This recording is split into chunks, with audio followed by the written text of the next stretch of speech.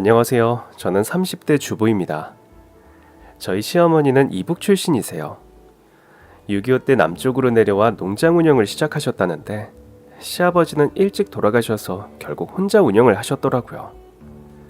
농장 운영을 하면서 직접 육가공까지 하셨고 덕분에 떼돈을 버셨다고 합니다. 버신 돈으로 부동산에 투자하셨고 지금은 아주 부자시죠. 남편과 결혼을 약속한 뒤 처음 인사를 하러 가던 날 시어머니를 뵙고 깜짝 놀랐습니다. 고향을 떠나 홀로 자식들을 키우며 자수성가하신 분치곤 너무 귀여우신 거예요. 내 손톱 좀 봐봐. 저한테 손을 보여주시는데 온갖 동물 모양을 그려놓은 네일 아트를 하셨더라고요. 어머니 너무 귀여워요. 요즘 들어 부쩍 옛날에 하던 농장 생각이 나. 그 애들 덕에 내가 우리 아들들 키우고 재산도 불리고. 그래도 혼자 고생도 많이 하셨죠? 세상에 고생 안 하는 사람 없어. 근데 그 고생이 돈이 안 되면 불행한 거지만 난 돈이 됐잖아. 덕분에 지금은 편하게 살고 너한테 이것도 줄 수도 있고. 그러면서 시어머니는 서랍에서 주먹 2개만한 함을 꺼내셨어요. 제 선물이라며 주시기에 열어보니 금두껍이더라고요. 이걸 저한테 주신다고요? 내 둘째 며느리한테 주는 첫 선물. 기대해. 앞으로는 더 많이 해줄게. 전 한사코 거절했지만 시어머니께서는 끝까지 제 손에 금두꺼비를 쥐어주시며 그랬어요. 우리 이제 진짜 한 식구다. 나도 많이 사랑해줘야 해. 알겠지? 본인도 많이 사랑해달라며 애교를 부리시는데 이런 분이 홀로 아이를 키우고 자수성가까지 하셨다니 정말 대단하다고 느껴졌어요.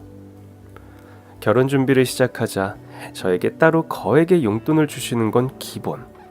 결혼식장도 웨딩드레스도 세상에서 가장 좋은 거로 하라며 비싼 걸로만 직접 골라주시더라고요. 어머니, 저 이미 충분해요. 결혼식에 돈 많이 들여서 뭐해요. 오시는 분들 식사나 맛있게 대접하면 될 것 같아요. 우리 둘째 며느리는 어쩜 이렇게 마음이 예쁘고 검소해. 근데 아가, 내가 못 해주는 거 안 해주는 것도 아니고 해줘도 아무 지장도 없는 것만 해주는데 그렇게 안 받을 거 없어. 시어미 주는 건 받을 때 받아야 하는 거다. 감사합니다. 형님도 이렇게 챙겨주셨어요? 남편에겐 형이 한 명 있었습니다. 형은 수년 전에 먼저 결혼을 해서 저에겐 손윗동서가 한 명 있었습니다. 당연하지. 형님도 성격이 너무 좋으신 것 같아요. 우리 큰애? 아유, 천사지 천사. 음식 솜씨도 얼마나 좋은지 몰라. 전 천사도 아니고 음식 솜씨도 안 좋은데 어떡하죠? 그냥 내 며느리가 되는 순간부터 나한텐 천사야. 그러니까 내가 주는 건 다 받아도 돼. 결국 저는 시어머니가 해주시는 모든 것을 받았습니다. 그거 받고 남은 건 저희 살림살이에 보태면 되겠다 싶더라고요. 사실 말씀은 형님이 더 받았다고 하시지만 시어머니가 절 유독 챙겨주신다는 걸 알고 있었어요. 사실 제가 10대 때 교통사고를 크게 당했었거든요. 그때 생긴 사고 후유증으로 제가 다리를 좀 절고 있습니다. 처음 인사드리러 간 날 시어머니가 제 다리를 유심히 보시기에 제가 몸이 이래서 마음에 안 들어 하실지도 모르겠다 싶었거든요. 근데 며칠 뒤에 갑자기 연락이 오신 거예요. 아가, 나 너희 회사 앞이야. 아직 퇴근 전이지? 갑자기 회사 앞으로 찾아오신 예비 시어머니로 인해 급히 일을 마무리하고 나갔더니 저더러 대뜸 차에 타라고 하시더라고요. 어머니, 저희 지금 어디 가요? 병원. 병원이요? 어머니, 어디 아프세요? 지금은 거의 문 닫았을 텐데. 내 병원이면 벌써 혼자 갔다 왔지. 네 병원. 시어머니는 절 용하다는 한의원으로 데리고 가셨어요. 아픈 다리에 침도 맞고 비싼 한약도 지어주셨죠. 차도 없어도 몸엔 좋은 거라니까 열심히 먹어. 알았지? 결혼식도 올리기 전이었는데 시어머니는 그때부터 이미 절 가족처럼 챙겨주셨어요. 왜 결혼 준비하면서도 많이 헤어진다고 하잖아요. 저랑 남편은 연애 기간이 워낙에 길었다 보니 툭하면 싸우기 일쑤였는데 결혼 준비하면서도 어지간히 싸웠어요. 그렇게 대판 싸운 날은 내가 이 지긋지긋한 놈이랑 결혼까지 하는구나 싶다가도 절 딸처럼 챙겨주시는 시어머니를 생각하면 참게 되더라고요. 그때까지만 해도 아주버니 형님과는 상견례 때 보고 결혼식 때 잠깐 본 게 다였습니다. 신혼여행에서 돌아온 후에야 제대로 형님 내외와 마주할 수 있었죠. 앞으로 잘 부탁해. 내가 먼저 결혼만 했지 부족한 게 많아. 어머님이 그러시던데요. 형님이 정말 천사라고. 뭐? 아유 정말 우리 어머니도 참 못 말려. 정말 그래 보여요. 근데 어떻게 이 음식을 다 혼자 장만하셨어요? 신혼여행을 마치고 돌아온 저희 부부를 환영해 준다며 형님은 대게부터 소갈비찜, 잡채, 전까지 모두 직접 하셨다는 거예요. 음식이 얼마나 정갈한지 사실 신랑이랑 오기 전에 이것저것 많이 주워 먹어 밥 생각이 없었는데 밥이 그냥 들어가더라고요. 앞으로도 먹고 싶은 거 있으면 다 해줄게.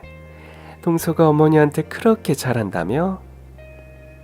우리 어머니야말로 천사신가 봐요. 다 칭찬만 하고 다니시는 것 같아요. 제가 첫인사 온 날부터 금두꺼비도 주시고. 어머, 동서한텐 첫인사 온 날 주셨어? 난 결혼하자마자 주셨는데. 어머님이 처음부터 동서가 너무 예쁘셨나 보다. 그냥 제가 다리도 좀 불편하고 하니까 그걸 안쓰러워하시는 것 같아요. 어머, 그러게. 교통사고로 그렇게 됐다며? 네, 덕분에 많은 게 바뀌었죠. 그때를 생각하면 지금도 한숨이 납니다. 버스 전복 사고로 다리가 전복된 차 아래 깔렸는데 겨우 신경도 살리고 근육과 뼈도 붙였지만 후유증이 남고 만 거죠. 병원에선 다리를 자르지 않은 게 기적이라고 할 정도로 아주 심각한 사고였어요. 결혼 후에도 제 다리 때문인지 어머니와 형님은 절 부엌에도 못 들어오게 하셨습니다. 오래 서 있으면 다리 아프고 허리도 아플 거라며 자꾸만 앉아서 쉬라고 하시는 거예요. 그런데 막내가 돼서 어떻게 혼자 쉬겠어요. 어떻게든 도우려고도 했는데 결국 시어머니와 형님의 손에 붙잡혀 나와 안마 의자에 갇히는 게 일상이었습니다. 큰애야, 이거 좀 눌러봐. 아휴, 이거 어떻게 해야 못 나오지? 제가 해볼게요, 어머니. 동서, 30분은 안마 의자가 동서를 안 놔줄 거니까 그냥 안마 받고 가만히 있어. 알겠지? 그렇게 두 분의 협동작전으로 저는 매번 일도 못하고 안마 의자에 잡혀있는 신세가 됐고 두 분이 맛있게 차려주신 밥만 얻어먹는 처지가 됐습니다. 설거지라도 하겠다고 하면 형님의 불호령이 떨어졌어요.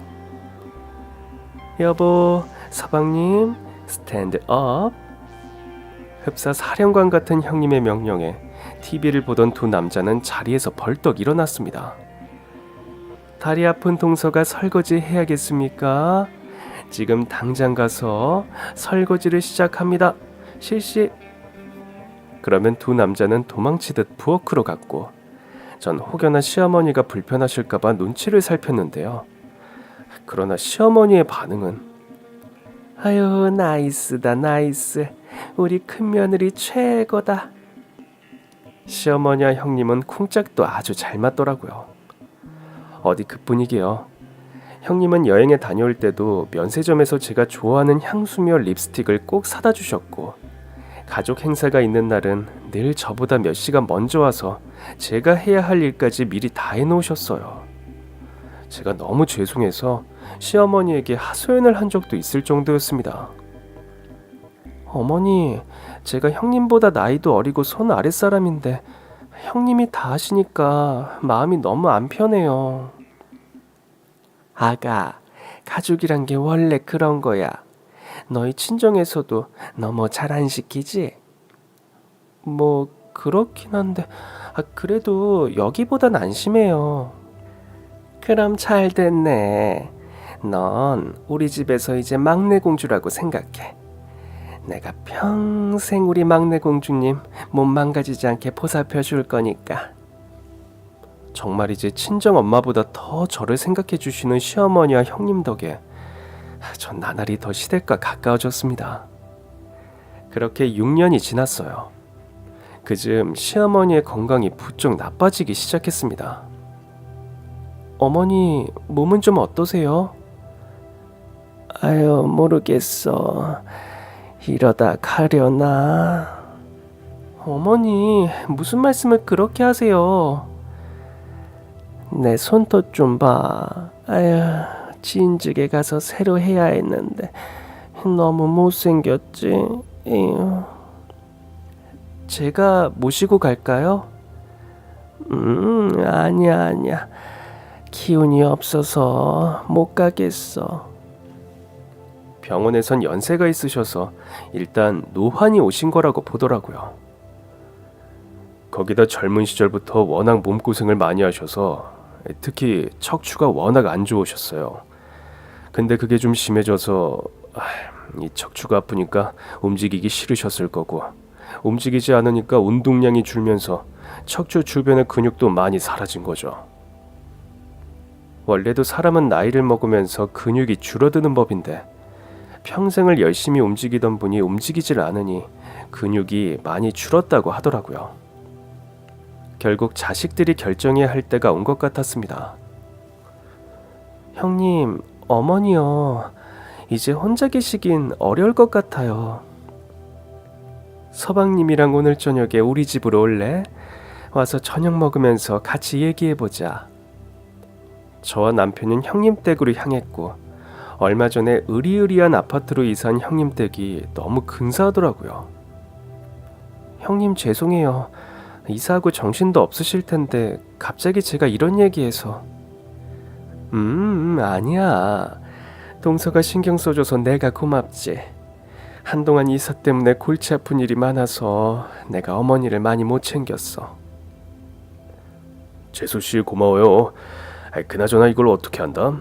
어머니는 워낙 혼자 지내는 걸 좋아하셔서 이제 같이 살자고 하기도 좀. 제가 모시면 어떨까요? 제가 시댁으로 들어갈게요. 사실 형님 댁에 오기 전에 남편과 얘기를 끝낸 상태였어요. 물론 남편은 제가 시어머니를 모신다고 하자 달가워하진 않더라고요. 사실 난 우리 와이프 결정이 좀 무모하다고 생각하긴 하는데 와이프가 엄마가 좋은가 봐. 야, 넌 왜 무모하다고 생각하는데? 재수씨 다리 때문에? 아니면 우리가 큰 집이니까 우리가 모셔야 한다고 생각하냐? 아니 그런 게 아니라 형 말대로 엄마가 누구랑 같이 사는 거 안 좋아하잖아. 하도 우리 어릴 때 세 사람 누울 자리도 없는 단칸방에서 북적거리고 산 게 지겹다고. 그래서 엄마가 과연 좋아하실까 싶고 여태 잘 지낸 고부관계가 틀어질까봐 그런 것도 좀 겁나고. 임마, 너 어머니를 뭐라고 생각하는 거야? 어디 어머니가 겉다르고 속다른 분이셔? 지금까지랑 달라질 게 없을 텐데 고부 사이가 왜 틀어져? 갑자기 분위기가 험악해지기 시작했어요. 아니, 그러는 형은 왜 이렇게 예민하게 반응해? 그래서 결론은 우리가 모시고 싶다고 말하는 거잖아. 처음엔 그런 이유로 내가 반대했지만 아내 뜻이 전 그렇다면 우리가 모시겠다고. 근데 말하는 뉘앙스가 넌 싫다는 거잖아. 그런 마음으로 우리 어머니 모셔서 너 뭐하게? 어떡할 거냐고. 진짜 누가 싫대? 난 좋지. 근데 우리 와이프는 어쨌든 남이잖아. 그때 형님이 두 남자를 저지했습니다. 잠깐만요, 두 분. 흥분을 가라앉히세요. 일단 당신부터. 당신 어머니 모시기 싫어? 아니 그게 우리 이사 온 지 얼마 되지도 않았는데 갑자기 이런 얘기를 들으니까 당황스러워서 그러지. 당신도 참 당황스러울 일도 많다. 요즘 부쩍 어머니 건강이 안 좋아지신 것 같다고 내가 여러 번 말했잖아. 그럼 큰아들로서 생각이란 걸 했어야지. 이걸 동생 부부가 먼저 챙기고 신경 써서 모시겠다고 하는데 지금 당신이 투정 부릴 때야? 형님이 너무 매섭게 아주버니를 혼내시니까 제가 다 민망하더라고요. 그리고 서방님도 그래요. 예? 형이 좀 예민하게 굴어도 아랫사람으로서 이유가 있으려니 생각하고 차분하게 얘기할 생각을 해야지. 결국 서방님도 어머니 모시기 싫다는 거 아니에요? 하여튼 어머니 생각은 동서랑 저만 하는 것 같네요. 형님은 제 잔에 와인을 따라주시며 말했어요. 동서, 내가 미안해. 이런 걸 보게 해서. 우리 남편이 좀 철이 없어. 어릴 때나 가난했지. 커가면선 어머니 수한 덕에 얼마나 편하게 살았겠어. 그렇게 살아놓고 어머니 모시는 얘기 나왔다고 저렇게 철딱서니 없게 굴 줄이야. 여보. 누가 들으면 우리 친정엄마 모시라는 줄 알겠네. 당신 정말 실망이에요. 결국 형님의 호통으로 인해 두 남자는 완전히 조용해졌고 대신 저와 형님의 실랑이가 이어졌습니다. 제가 모실게요, 형님. 동서, 내가 모실게. 형님, 지금껏 많이 하셨잖아요. 일단 제가 모시고 살면서 병원도 다니고 그럴게요. 조금 지나서 제가 혹시라도 힘들어하면 그때 형님이 해주시면 되잖아요. 글쎄, 그 순서를 바꾸자니까. 내가 먼저 하고 동서가 나중에 하든가 해. 동서, 그 다리로 어머니 모시고 병원 다니는 게 어디 쉬운 일이야? 그래도요, 형님. 늘 저만 배려받고 저만 편하게 지냈잖아요. 그러니까 어머니를 위해서도 형님을 위해서도 기회 될 때 제가 하고 싶어서 그래요. 우리 착한 동서 마음 내가 잘 알지. 근데 이건 손윗사람인 우리가 해야 하는 일이야. 동서는 아이 계획도 있다며. 그러니까 일단 아이부터 가져. 결국 전 형님의 뜻을 꺾지 못했어요. 집으로 돌아오는데 와, 우리 형님 참 대단한 사람이다 싶더라고요. 우리 어머니가 열심히 사셔서 그런지 인복이 정말 많으신 것 같아. 우리 형님 진짜 천사 아니야? 그러니까 나랑 형이 더 민망해지더라. 난 자식이어도 이제와 다시 같이 사는 건 선뜻 안 되는데. 나도 선뜻한 건 아니고 그냥 그간 받은 게 감사해서 계실 때 더 가까이에서 잘하고 싶었어. 당신 마음 알아. 일단 형네한테 맡기고 우리도 종종 돌봐드리면서 형네도 좀 쉴 수 있게 하자. 그거 좋은 생각이다. 며칠 뒤 형님과 전 시어머니를 설득하기 위해 시댁으로 갔습니다. 물론 그 과정도 쉽진 않았어요. 내가 내 집이 있는데 니들 집으로 왜 가? 나 괜찮아. 어머니, 저희 집 진짜 좋아요. 얼마 전에 이사해서 깨끗하고 어머니 쓰실 방도 다 준비해놨어요.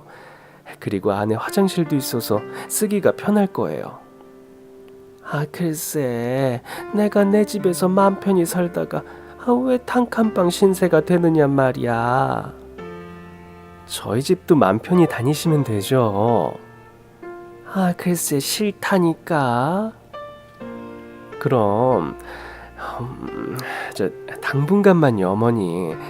저랑 같이 병원도 다니시고 몸 회복하시면 그때 다시 보내드릴게요. 약속해요. 에휴, 정말?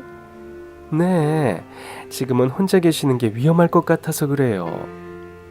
네, 어머니, 제가 들어와서 살까도 했는데 형님이 제가 모시는 건 안심이 안 되시나 봐요. 동서, 어떻게 내 맘을 그렇게 잘 알아. 안심이 안 되다 마다. 결국 시어머니는 형님 댁으로 들어가셨습니다. 시어머니가 형님 댁으로 가셔도 자주 찾아뵐 생각이었는데 어쨌든 형님 댁이다 보니 시댁처럼 편하게 가긴 어렵더라고요. 그래서 자주 전화라도 드리려고 했지만 제가 전화할 때마다 형님이 받으시는 거예요. 아, 동서, 어머니 지금 약 먹고 주무셔. 아, 그렇군요. 네, 죄송해요. 아니야, 어머니 잘 계시니까 전화 너무 자주 할 것도 없어. 본격적으로 치료를 시작했더니 잠이 많아지셨거든. 잘 주무시는데 깨우면 안 되잖아. 죄송해요. 제가 생각이 짧았어요. 들어가. 제가 가겠다고 할 때마다 형님은 어머니를 모시고 병원에 간다고도 하시고 밖에서 외식하고 있다고도 하시더라고요. 이제 시어머니의 일상은 형님의 일상이기도 하구나 싶어서 받아들이기로 했죠. 그렇게 연락 빈도도 점차 줄일 수밖에 없었고 2주에 한 번 겨우 시어머니를 뵈러 갈 수 있었어요. 어머니, 저 왔어요. 처음엔 기력이 많이 없어 보여서 당황했어요. 거기다 갑자기 버럭 소리도 지르시는 거예요. 왜? 허공을 보며 소리치시는데 순간 덜컥 무섭더라고요. 혹시 치매가 오셨나 싶어서요. 그 모습을 보던 형님은 전보다 한참 어두워진 표정으로 그랬어요. 치료가 많이 힘드신가 봐. 그래도 어떻게 받아야지. 그러게요. 형님도 힘드시겠어요. 언제든 힘들면 말씀해주세요. 며칠이라도 제가 모시고 있을게요. 아니야.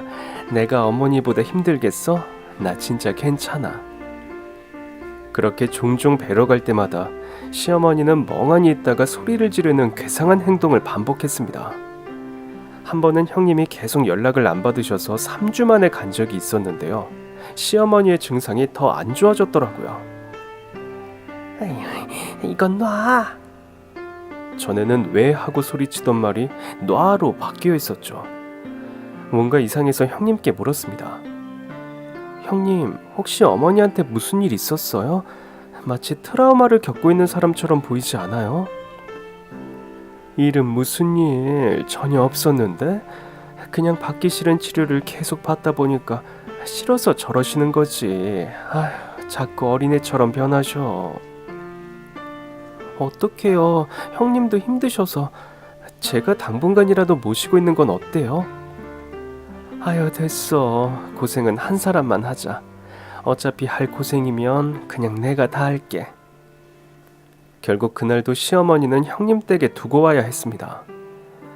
그렇게 형님 댁에서 나오는데 왜 그렇게 발걸음이 무겁던지 엘리베이터를 기다리며 자꾸만 형님 댁 현관문을 돌아보니까 남편이 묻더라고요. 왜 그래? 어머니 말이야. 아무리 치료가 힘드셔도 그렇지 왜 저렇게 야위이신 거지?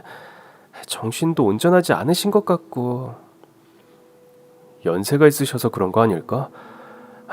치매가 좀 오신 걸 수도 있지. 어떡하지? 일단 형수님이 저렇게 완강하신데 우리가 끼어들기도 그렇고 좀 두고 보자. 그리고 또 2주가 지나 형님 댁에 들렀을 때였습니다. 왔어. 어머니는 방에 계셔. 저녁 먹고 갈래? 괜찮아요. 형님 힘드신데. 그럼 먼저 어머니부터 뵙고 있어. 다가라도 좀 준비해 줄게. 전 시어머니 방으로 조용히 들어갔어요. 잠든 어머니를 보는데 뼈만 남은 것처럼 앙상하신 거예요. 전 놀라서 부엌에 있는 형님에게 달려가 물었습니다. 어머니 왜 이러세요? 왜 이렇게 야이신 거예요? 요즘 치료가 힘들다고 식사를 잘 안 하려고 하셔서 내가 뭐라도 드시게 해보려고 했는데 그때마다 밥상 다 엎어버리시고 아휴, 벌써 깨진 그릇만 수십 개야. 세상에, 어떡하면 좋아. 전 다시 방으로 갔고 시어머니의 이마를 짚어보니 열도 있으시더라고요. 물수건이라도 만들어 와야겠다 싶어 자리에서 막 일어난 그때였습니다. 자는 줄만 알았던 시어머니가 내 손을 덥석 잡으시는 거예요. 어머니 일어나셨어요? 저예요, 둘째 며느리. 시어머니는 절 보며 갑자기 눈물을 흘렸습니다. 어머니, 무슨 일 있으세요? 나 좀 살려줘. 어머니, 저 알아보시겠어요? 아가, 나 좀 데려가줘. 시어머니는 그 말을 끝으로 다시 잠드셨어요. 하지만 그 눈빛이 아무래도 마음에 걸리더라고요. 저는 다음날 깜빡 놓고 간 게 있다며 형님 댁에 다시 들렀고, 형님이 화장실에 다녀오는 사이에 집에서 가져온 초소형 홈캠을 몰래 설치했습니다. 아무래도 느낌이 좋지 않더라고요. 솔직히 말해 어머니가 혼자 계실 때 혹시 자학행위나 위험한 행동을 하진 않는지 볼 생각이었어요. 형님이야 뭐 워낙에 천사라 불리는 분이었고 그저 그토록 사랑스럽고 발랄했던 어머니가 왜 저렇게 어두워지신 건지 이유를 알아야 고칠 수 있고 그래야 형님도 좀 편해지시지 않을까 싶었거든요. 홈캠의 영상은 자동으로 제 PC에 저장되게 돼 있었어요. 사실 설치해놓고 하루 정도는 잊고 있었습니다. 갑자기 일이 많아져 바쁜 시기였거든요. 그러다 다음날 저녁 홈캠이 기억나더라고요. 아, 맞다. 확인 좀 해볼까? 저장된 영상 파일을 열어보는데 처음엔 시어머니가 그냥 잠들었다가 깼다가 하는 모습이었어요. 그 사이 형님이 아닌 누군가가 식사를 가져다 주더라고요. 저 사람은 누구지?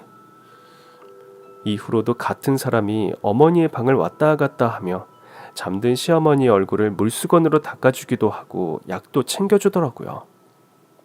설마 간병인인가? 당연히 형님이 돌보고 있을 거라고만 생각했던 전 살짝 당황했습니다.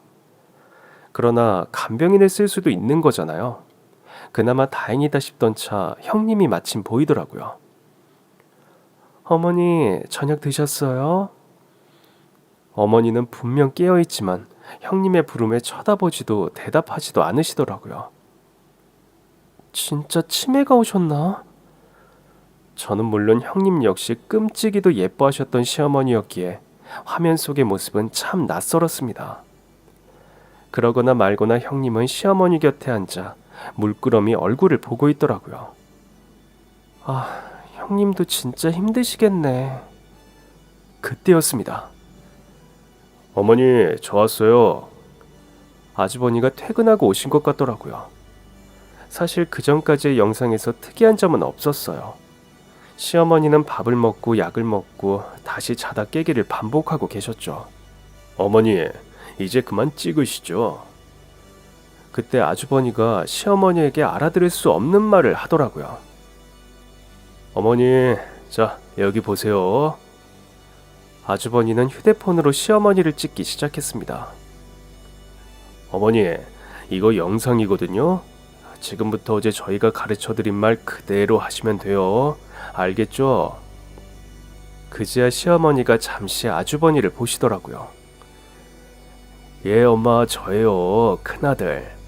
그러니까 저 믿고 이 카메라 보고 제가 어제 알려드린 대로만 말씀하시면 돼요. 알겠죠? 그러나 시어머니는 다시 고개를 획 돌려 카메라를 외면했습니다. 도대체 무슨 얘긴데 저러는 거지? 형님은 답답하다는 듯 주머니에서 잘 접은 종이를 꺼내 펼치더라고요. 어머니, 그새 또 잊으셨어요? 제가 한 번 더 읽어드릴게요. 잘 기억하셔야 돼요. 형님이 들고 있는 종이가 대체 뭘까 궁금해지던 차였습니다. 나는 내 모든 재산을 첫째 아들네 부부에게 물려주겠다. 순간 정신이 번쩍 들었습니다. 뭐라고? 다시 한번 말하지만 이것이 내 뜻이니 둘째네는 법적으로 내 재산을 나눌 생각은 말고 형과 형수가 관리하도록 양보하도록 해라. 어머니, 듣고 계시죠? 형님이 또다시 물었지만 시어머니는 형님네 부부를 쳐다도 보지 않으셨어요. 어머니, 자꾸 이러시면 저희가 곤란해요. 보세요. 어머니 아프니까 모시고 사는 게 누구예요? 저희잖아요. 동선에는 기껏 해봐야 한 달에 한두 번 오면서 생색만 타내고 어머니 돌봐드릴 자식은 저희밖에 없어요. 형님의 얘기를 듣는데 기가 찼습니다. 대체 뭐라는 거야? 내가 모시겠다고 그렇게 말했는데도 자기가 모시겠다고 그 고집을 피우더니. 그러니까 이대로 뭐 그게 아니면 비슷하게라도 말씀을 좀 해보세요. 자, 어머니 말씀하실 수 있잖아요. 아무래도 안 되겠다 싶어서 남은 영상도 빨리 감기를 해서 봤습니다. 처음엔 시어머니에게 카메라만 들이대던 아주버니와 형님은 어머니 몸을 강제로 일으켜 앉히려 했습니다. 왜? 놔! 시어머니가 발버둥 치자 두 사람은 나가 떨어졌고 형님은 불같이 화를 냈습니다. 아이, 어머니, 자꾸 이러시면 또 약 먹고 주무셔야 돼요. 그러더니 나가서 물과 알약 같은 걸 들고 오더라고요. 형님이 돌아오자 아주버니는 시어머니를 뒤에서 결박했고 두 부부는 시어머니에게 결국 그 약을 먹였습니다. 조금 뒤 시어머니는 잠들었고 전 입을 틀어막은 채 그 모습을 볼 수밖에 없었어요. 이 영상은 어제 녹화된 것이었습니다. 전 손이 떨려서 휴대폰을 몇 번이나 떨어뜨렸는지 몰라요. 겨우 휴대폰을 들어 남편에게 전화를 걸었습니다. 여보, 지금 오고 있어? 거의 다 왔는데? 여보, 빨리 차 돌려. 전 전화를 마치자마자 택시를 불러 형님 댁으로 갔습니다. 가보니 먼저 도착한 남편이 형님네 부부와 저녁을 먹고 있더라고요. 여보, 왔어? 동서, 오면 온다고 미리 말을 하지. 찬이 하나도 없는데. 그러나 식탁은 이미 진수성찬이더라고요. 전 겨우 숨을 고르며 남편의 곁으로 가 앉았습니다. 형님 죄송해요. 저희 집이 갑자기 단수되는 바람에. 안 그래도 들었어. 그래도 이렇게 갑자기 오니까 좀 당황스럽긴 하다. 저기 어머니는요? 인사 좀 드려야 하는데. 주무시고 계셔서 나도 아직 못 드렸어. 일어나시면 나랑 같이 하자. 그럴까? 저 남편은 밥을 먹은 뒤 형님 부부와 거실에 마주 앉았습니다. 덕분에 한 끼 잘 해결했어요. 늘 먹던 반찬에 숟가락만 더 얹은 건데 뭐. 그러나 식사할 때부터 아주버니의 표정이 영 불편해 보이더라고요. 아니, 요즘 세상에 밖에서 밥 먹을 데가 없는 것도 아니고 앞으로는 알아서들 해결해야 하지 않겠어요? 우리 와이프 24시간 내내 어머니 모시느라 고생하는 거 뻔히 다 알면서. 여보, 동생인데 그럴 수 있지. 아니에요 형님, 저희가 잘못한 거 맞죠. 저희는 그냥 이왕 단수된 김에 오랜만에 형님이랑 밥 먹고 싶어서 왔어요. 아니, 그럼 뭐 오는 길에 같이 먹을 걸 사올 수도 있잖아요. 그러네요. 죄송합니다. 아주버니 뭐 좋아하세요? 제가 다음엔 꼭 사올게요. 아유, 됐어. 사오긴 뭘 사와. 그냥 와서 먹으면 되지.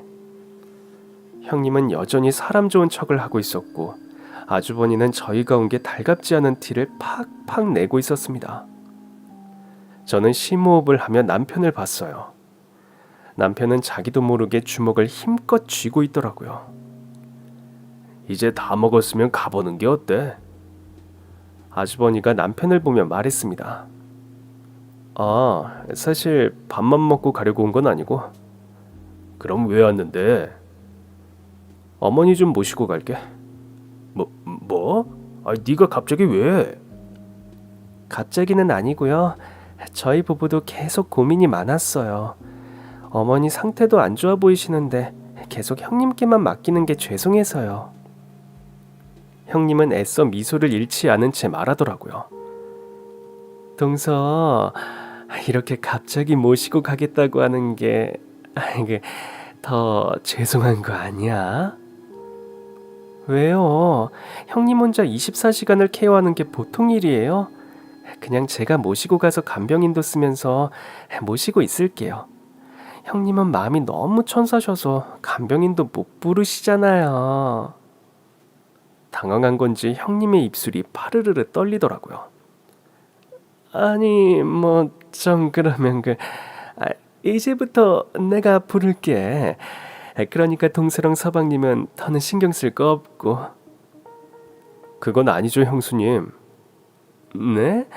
뭐가 아니에요? 저도 자식인데 당연히 엄마를 신경 써야죠. 그러지 말고 엄마 일어나셨나 좀 볼까? 엄마가 선택하게 하면 되겠네. 이 자식이 진짜. 엄마가 지금 어디 정신이 온전하셔? 너 이러는 거 우리 못 믿는 것처럼 보인다. 우리가 지금껏 지긋정성으로 모셨는데 갑자기 왜들 이러는 거야? 일단 어머니 일어나셨는지 제가 보고 올게요. 그때였습니다. 형님이 제 손목을 덥석 잡더라고요. 동서, 내가 보고 올게. 그러실래요? 형님은 아주버니에게 눈짓을 하더니 시어머니의 방으로 향했습니다. 곧 아주버니도 쭈뼛쭈뼛 자리에서 일어나더라고요. 아유, 엄마가 일어나셨나? 에휴. 형님과 아주버니가 시어머니 방으로 들어갔고 저와 남편은 서로를 봤습니다. 사실 오는 길에 남편에게 홈캠 영상을 전송해줬어요. 여보, 빨리 차 돌려. 뭐? 너 다 왔다니까? 다 왔다는 남편에게 차를 돌려 형님 댁으로 가라고 했습니다. 내가 지금 폰으로 영상 하나 보내줄 테니까 형님 댁 도착해서 주차장에서 봐. 그리고 태연하게 가서 저녁부터 얻어먹고 있어. 나도 곧 갈 테니까. 나 갈 때까지 꼭 계속 태어난 척 있어야 돼. 알겠지? 저 대체 뭔데 그래? 남편은 어리둥절해하면서도 일단 전화를 끊었어요. 저도 택시를 잡아서 타고 가고 있는데 남편에게서 전화가 오더라고요. 여보, 이게 뭐야? 이거 진짜 형수랑 형이야? 나도 안 믿겨. 어제 어머니를 뵈러 갔는데 어머니가 내 손을 잡더니 살려달라고, 나 좀 데려가달라고 하시더라고. 그리고 이내 잠드시길래 처음엔 잠꼬대인가 싶었는데 아무래도 느낌이 이상한 거야. 그래서 형님 몰래 홈캠 하나 설치하고 왔거든. 근데 왜 그걸 이제 말해? 확실히 좀 알아보고 말하려고 했어. 무턱대고 말하면 당신 성격에 냅다 아주버니만 들이받을 것 같아서. 사돈 낱말한다. 당신은 뭐 아니고? 내가 뭐 차분하게 증거부터 수집했잖아. 둘 다 아주 빼도 박도 못하게. 진짜 미치겠네. 어떡하지? 이 두 년놈들을. 그렇게 남편과 작전을 짠 뒤 남편이 먼저 형님 댁에 도착했고 이어서 제가 도착을 했죠. 그런데 시어머니 방에 들어간 형님과 아주버니가 영 안 나오는 거예요. 아무래도 이상했어요. 여보, 가보자. 남편이 앞장섰고 전 뒤에서 휴대폰 카메라로 영상을 찍으며 따라갔습니다. 문 앞에 도착했을 때 또다시 시어머니의 고함이 들리더라고요. 놔! 남편은 벌컥 문을 열었고 뒤에서 엄마를 결박하고 있던 아주버니와 어머니의 손가락에 인주를 묻힌 채 뭔가에 찌그려던 형님은 식겁하며 한 발 물러서더라고요. 남편은 시어머니에게 달려갔습니다. 어머니, 괜찮으세요? 저는 계속해서 영상을 찍으며 아주버니와 형님에게 다가갔어요. 형님, 손에 든 것 좀 보여주세요. 내가 왜? 싫어. 그거 뭐예요? 어서 줘봐요. 그 순간 아주버니가 제가 든 카메라를 뺏으려고 하더라고요. 하지만 순식간에 남편의 날아차기로 아주버니를 쓰러뜨렸습니다. 여보, 좀 살살 하라니까. 그러다 뼈 부러지겠다. 아무래도 안 되겠기에 전 휴대폰을 한쪽에 거치한 뒤 직접 형님에게 다가갔습니다. 전 형님이 등 뒤에 감추고 있는 서류를 확인하려 했고 형님은 바닥에 주저앉으면서까지 서류를 숨기더라고요. 전 형님을 일으키려고 했습니다. 그런데 그때 형님이 갑자기 머리로 제 얼굴을 들이받으려고 하는 겁니다. 그 순간 저도 모르게 주먹이 날아가고 말았죠. 이게 어디서... 제 주먹은 형님의 얼굴 정면으로가 그대로 꽂혔고 형님이 그 충격으로 다시 주저앉는데 코에서 코피가 흐르더라고요. 두 부부가 바닥에 나란히 주저앉아 있는데 아주 봐줄만 하더라고요. 그러나 아주버니는 포기하지 않고 또다시 남편에게 달려들었고 이번엔 날아차기에 주먹까지 갖다 꽂아버렸습니다. 아주버니는 방구석으로 날아가며 벽에 부딪힌 뒤 그대로 기절했습니다. 여보, 니들 뭐야? 니들 깡패야? 코피를 줄줄 흘리며 아주버니에게 기어가는 형님 꼴을 보는데 아휴, 속에서 천불이 나더라고요. 그러면서도 저에게 그 서류를 안 뺏기려고 몸을 잔뜩 웅크리고 있기에 몸 좀 펴라고 허리를 세게 발로 차줬습니다. 에휴. 동시에 새우등이 활짝 펼쳐지듯 형님은 허리를 편 채 뒤로 꼬꾸라졌고 서류는 바람을 타고 낙엽이 굴러오듯 저희 쪽으로 굴러오더라고요. 서류를 본 저와 남편은 함께 기함했습니다. 영상으로 안 되니까 아예 유언장을 조작했네. 그러니까 어머니의 전 재산을 형네 부부에게 상속한다. 남편은 시어머니를 보며 물었어요. 엄마, 이게 엄마 뜻 맞아요? 시어머니는 여전히 멍해 보였지만 있는 힘껏 고개를 저었습니다. 아니야, 절대 아니야. 남편은 형님 내를 보며 말했습니다. 들었죠? 어머니가 하시는 말씀. 이거 지금 강요한 거 맞죠? 그 순간 형님이 잽싸게 제 휴대폰을 들고 가더라고요. 증거 있어요? 그러면서 방금 찍은 영상을 황급히 지웠습니다. 증거 있죠? 웃기고 있네. 증거가 어딨어? 일단 제 폰부터 내놓으세요. 그거 도둑질이에요. 허락 없이 내 폰 가져가서 못 지우고 그러는 거. 벌써 지웠거든? 봐, 휴지통에서도 벌써 지웠어. 내놓으라고요. 그러나 형님은 또다시 제 휴대폰을 등 뒤로 숨기더라고요. 이젠 팔을 좀 풀게 할까 싶어서 형님에게 천천히 다가갔습니다. 뭐 하는 건데? 빨리 내놔요, 내 폰. 그러나 형님은 끝까지 저항했고 결국 전 형님의 팔을 뒤로 꺾어 가볍게 고꾸라뜨렸습니다. 당연히 제 휴대폰을 쥐고 있던 손의 힘은 자동으로 풀렸죠. 전 형님의 손에서 제 휴대폰을 낚아챈 뒤 말했습니다. 이미 클라우드에 자동 저장 됐거든요. 그 소리에 형님은 또다시 제 발목을 붙잡았습니다. 이거 엄연히 폭력이야. 아유, 나 지금 팔 부러진 것 같아. 내가 니들 고소할 거야. 당신도 그렇지, 응? 당신도 아프지. 증거까지 있다고 하니 이제 억지를 쓰더라고요.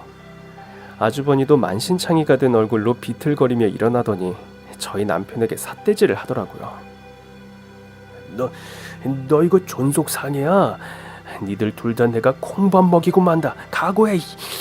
아유, 여보, 우리 당장 가서 진단서 받자. 아유. 남편은 그렇게 은근슬쩍 방을 나가려는 아주버니의 팔목을 잡았고 순식간에 비틀어 버렸습니다. 아이고, 아프다. 이거 놔. 아유. 진짜 둘 다 우리한테 왜 이래? 응? 우리가 그래. 저 어머니 유산 좀 욕심 부렸어. 막말로 우리가 어머니한테 한 게 얼만데 동서는 늘 다리 아프다고 지금껏 한 것도 없잖아. 형님, 팔을 꺾이셨어도 말은 바로 해야죠. 유산이라뇨. 어머니가 지금 돌아가셨어요? 순간 형님은 할 말을 잃은 듯했고 곧이어 경찰이 도착했습니다. 제가 들어오기 직전 신고를 하고 들어왔거든요. 저는 경찰에게 홈캠 영상과 휴대폰으로 찍은 동영상을 증거로 제출했고 저희 부부는 혹시나 해 시어머니를 모시고 병원으로 갔습니다. 검사 결과 형님 부부가 시어머니에게 줄곧 수면제를 먹였더라고요. 더 환장하겠는 건 지금껏 형님 부부가 한 번도 시어머니를 모시고 병원에 가지 않았다는 것이었습니다. 시어머니는 며칠이 지나서야 정신이 온전히 돌아오셨어요. 그럼에도 비몽사몽간에 당하신 일을 다 기억하시더라고요. 아유, 내가 그것들 때문에 진짜 저세상으로 가는 줄 알았다. 계속 잠은 쏟아지지. 정신을 차리려고 얼마나 애를 썼는지 몰라. 저한테 살려달라고 하신 건 기억나세요? 기억나지. 내가 그때 얼마나 혼신의 힘을 쥐어짜서 꺼낸 말인데. 어머니 죄송해요. 전 잘 지내시는 줄만 알고. 네가 뭐가 죄송해. 나도 속았는데 너라고 안 속았을까. 아휴, 그게 천사인 줄만 안 내가 한심하구나. 시어머니는 한동안 병원에 계셨고 치료를 마친 뒤 저희 부부와 함께 퇴원하셨어요. 그러나 저희 집이 아닌 본인 집으로 가시겠다고 하더라고요. 병원에 있으면서 허리 아픈 것도 시술 받아서 좋아졌고, 그런데 굳이 너희 집에 뭐하러 가? 내가 그때도 그랬잖니. 아파도 내 집에 혼자 있는 게 좋다고. 그럼 제가 당분간 어머니랑 같이 있을게요. 아이고, 그건 언제든 환영이지. 비로소 다시 밝아진 시어머니를 보는데 그제야 마음이 놓이더라고요. 엄마, 그래도 내가 형 때려서 그건 좀 싫었지. 어머니 앞에서 못 볼 꼴 보여서 정말 죄송해요. 아니야. 니들 둘이 운동했던 게 빛을 발하던데. 사실 저랑 남편은 고등학교 때 만났습니다. 저희 둘 다 학생부 태권도 선수였죠. 경기에 나갔다가 남편을 처음 봤는데 본 순간 그냥 첫눈에 반했죠. 그 후로 제가 좀 쫓아다녔는데 운동하는 여자가 싫다는 거예요. 그래서 제가 너무 자존심이 상해서 이 남자를 들어가지고 바닥에 꽂아버렸거든요. 그랬더니 그 다음부터 자꾸 연락이 오는 거예요. 나중에 들어보니까 그 순간 저한테 반했다고 하더라고요. 이렇게 기술 좋은 여자는 처음 봤다나? 그런데 다 같이 지방으로 합숙을 하러 가던 버스가 전복되면서 전 부상과 함께 선수 생활을 마칠 수밖에 없었고, 남편은 큰 부상이 없었는데도 저를 따라 같이 은퇴를 해버리더라고요. 저 없는 선수 생활은 하고 싶지 않다면서요. 그때 남편의 선택 때문에 제가 이 남자한테 평생 붙잡힌 거죠. 아주 속이 다 시원하더라. 더 패주지 그랬어. 뭐 하나 부러뜨렸어도 난 눈 하나 깜짝 안 했을 거다. 잘못을 했으면 혼이 나야지. 에휴, 어쩌다 내 아들이 그런 필요먹을 생각을 하게 된 건지. 내가 그놈의 자식 감옥에서 나와도 평생을 빌어먹게 살게 할 거야. 시어머니는 그 말을 당장 실천하겠다며 남편에게 1,000억 원 규모의 전 재산을 바로 증여해 주셨어요. 내가 변호사랑 얘기를 해보니까 어차피 첫째 나한테 강박으로 유언장을 작성하게 했기 때문에 민법 1004조에 의해서 상속 결격 사유에 해당한대. 그러니 나한테 남은 자식은 니들 뿐이잖아. 그러니까 이 돈 좋은데 잘 쓰면서 살아. 결국 형님 내외는 강요죄, 존속상해 등으로 처벌을 받았습니다. 형님 내외가 감옥에 들어간 뒤 남편은 아주버니 면회를, 전 형님 면회를 갔습니다. 어쨌든 여전히 법적으로 가족인데 영치금이라도 넣어줄까 싶었어요. 형님은 저희가 어머니의 재산의 전부를 이미 증여받았다는 사실에 기함했습니다. 세상에, 어머니가 어쩜 우리한테 이러실 수 있어? 우리 출소하면 어떻게 살라고? 니들 때문에 이렇게 범죄자 됐는데 어떡하라고? 영치금은 무슨, 딱 보니 아직도 정신을 못 차린 것 같더라고요. 일부러 형님 속을 더 뒤집을 만한 계획도 전해주었습니다. 그중 절반은 어머니 이름으로 기부할 거고 절반으론 재단 설립해서 장학사업을 할 생각이에요. 뭐? 다들 미친 거 아니야? 어머니가 그 재산을 어떻게 일구셨는데 겨우 남들 좋은 데 쓴다고? 겨우 형님네 부부 좋은 데 쓰는 것보단 낫겠죠. 처음엔 불같이 화를 내던 형님도 제 뜻이 꺾일 것 같지 않자 애원하기 시작했습니다. 동서, 솔직히 동서도 어머니 재산을 다 그렇게 쓰고 싶진 않지. 막말로 서방님은 아들이지만 동서는 며느리잖아. 어머니가 증여도 다 서방님 앞으로 해주셨다며. 그래서요? 그러니까 그 한 100억만 빼돌리자. 그 중에 나 딱 20억 아니 10억 아니면 그 5억도 좋아. 내가 빼돌릴 수 있게 도와줄 테니까 수수료 준다 생각하고 조금만 줘. 응? 아주버니는 어쩌시고요? 아휴, 그 인간은 됐어. 나 출소하면 이혼할 거야. 내가 진짜 이 홀어머니 있다고 할 때 그냥 헤어지려다가 그 홀어머니가 재산이 어마어마하단 말에 얼마나 참고 살았는데 이제 다 끝났지 뭐. 그래서 그렇게 일부러 천사표인 척 하신 거예요? 그래, 그랬다. 뭐 덕분에 동서도 편했잖아. 막말로 내가 어머니 안 모시고 갔으면 자기들이 이렇게 전 재산을 상속이나 받을 수 있었겠어? 그러니까 내 제안 좀 잘 생각해봐. 빼돌리는 건 내가 기가 막히게 할 수 있으니까. 응? 그래서 저도 형님에게 한마디 해주고 나왔어요. 네, 뭐 부부 사이 일은 알아서들 하시고요. 근데 형님도 이미 다 끝났어요. 알고 계시잖아요. 면회를 마치고 나오는 길, 남편도 저와 같이 혀를 차더라고요. 아휴, 형은 하나도 정신을 못 차렸네. 형님도 못지 않아. 나더러 100억만 빼돌리지. 뭐? 자기가 비재금 루트를 안다면서 어찌나 나한테 사정사정 하던지. 에휴. 저와 남편은 어이가 없어서 한참을 웃었습니다. 얼마 후 저는 시어머니께도 저희 부부의 계획을 알려드렸어요. 500억은 어머니 이름으로 기부를 하고 남은 500억은 재단을 설립해 장학사업을 하겠다고 하자 시어머니는 누구보다 좋아하셨습니다. 막말로 이제 니들 것이니 어떻게 쓰든 알아서야 하는 거지만 내가 어렵게 일군 재산을 어려운 사람들에게 쓸 생각을 다 하다니 니들 참 대단하다.